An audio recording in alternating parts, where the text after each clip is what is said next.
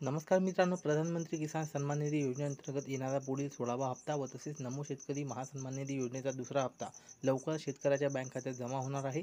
तर यासाठी कोणते शेतकरी पात्र असणार आहेत? ज्या शेतकऱ्यांना अजूनही एकही हप्ता मिळाला नाही, त्यांना काय करायचं आहे जेणेकरून पुढचा हप्ता त्यांना मिळणार आहे?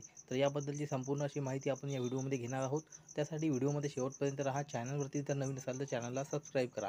ज्या शेतकऱ्यांना अजूनही हप्ता मिळाला नाही, त्यांना काय करायचं आहे ते सुद्धा या व्हिडिओमध्ये पाहणार आहोत. चला तर व्हिडिओ सुरू करूया.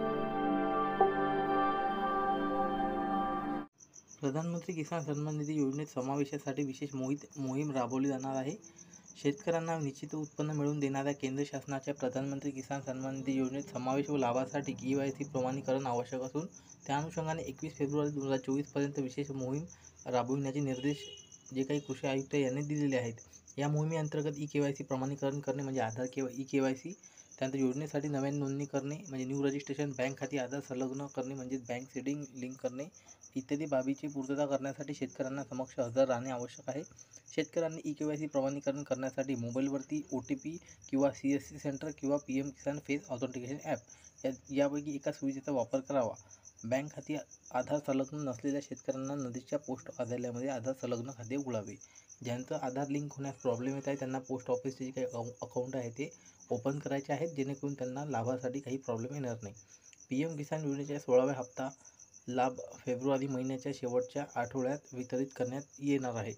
मोहिमेत योजनेच्या निकषांच्या अधीन राहून आवश्यक बाबीची पूर्तता करून घ्यावी व या योजनेचा अदा केलेल्या लाभार्थ्यांनीच राज्यात नमो शेतकरी महासन्मान निधी योजनेचा लाभ अदा करण्यात येईल. तर याची सर्व शेतकरी बांधवांनी नोंद घ्यावी. यापूर्वी राबवण्यात आलेल्या 6 डिसेंबर 2023, 15 जानेवारी 2024 या 45 दिवसाच्या मोहिमेदरम्यान 1,04,000 शेतकऱ्यांचे KYC प्रमाणीकरण तसेच 3,01,000 स्वयं नोंदणीकृत शेतकऱ्यांची नव्याने नोंदणी करण्यात आली. ही मोहीम क्षेत्रीय स्तरावर प्रभावीपणे राबवण्यासाठी राज्यातील सर्व जिल्हाधिकारी, मुख्य कार्यकारी अधिकारी, जिल्हा अधीक्षक, कृषी अधिकाऱ्यांना कृषी आयुक्तांनी निर्देश दिलेले आहेत.